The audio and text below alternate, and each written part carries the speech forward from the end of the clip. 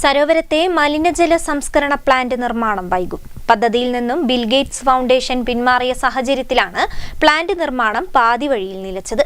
ശുചിമുറി മാലിന്യ സംസ്കരണത്തിനായി 36 കോടി രൂപയുടെ പദ്ധതിയാണ് നടപ്പാക്കാൻ ഉദ്ദേശിച്ചിരുന്നത്.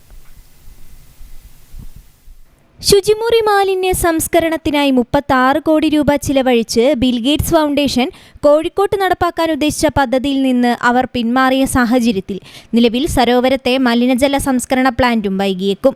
നേരത്തെ നിയമക്കുരുക്കിലായി പാതിവഴിയിൽ നിലച്ച സരോവര പ്ലാന്റ് പ്രവൃത്തി പുനരാരംഭിക്കാൻ തുടങ്ങിയപ്പോഴാണ് ബിൽഗേറ്റ്സ് ഫൗണ്ടേഷന്റെ നേതൃത്വത്തിൽ ഹാബിറ്റാറ്റ് ചാരിറ്റബിൾ ട്രസ്റ്റ് 36 കോടി രൂപയുടെ പദ്ധതി സൗജന്യമായി നടപ്പാക്കാമെന്ന വാഗ്ദാനവുമായി എത്തിയത്.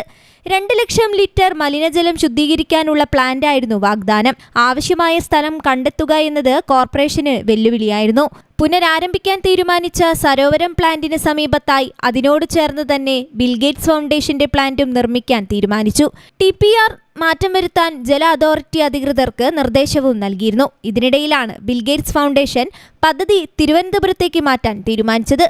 ആദ്യഘട്ട ചർച്ചയ്ക്ക് ശേഷം കോഴിക്കോട് കോർപ്പറേഷൻ ഭരണ നേതൃത്വത്തിൽ നിന്ന് ആവശ്യമായ തുടർ നടപടികൾ ഉണ്ടാകാതിരുന്നതിനാലാണ് ബിൽഗേറ്റ്സ് ഫൗണ്ടേഷൻ പദ്ധതി തിരുവനന്തപുരത്തേക്ക് മാറ്റിയതെന്നാണ് കോർപ്പറേഷൻ UDF കൗൺസിൽ പാർട്ടി നേതാക്കൾ ആരോപിക്കുന്നത്. അമൃത് 2 പദ്ധതിയിൽ ഉൾപ്പെടുത്തി സരോവരത്ത് നിർമ്മിക്കുന്ന മലിനജല സംസ്കരണ പ്ലാന്റിന്റെ പ്രവൃത്തി നീളാൻ ബിൽഗേറ്റ്സ് ഫൗണ്ടേഷന്റെ വരവും പോക്കും കാരണമായി. സരോവരം പ്ലാന്റിന് ഇനി വീണ്ടും പഴയ DPR പൊടി തട്ടിയെടുക്കേണ്ട അവസ്ഥയാണുള്ളത്. News bureau, Kozhikode.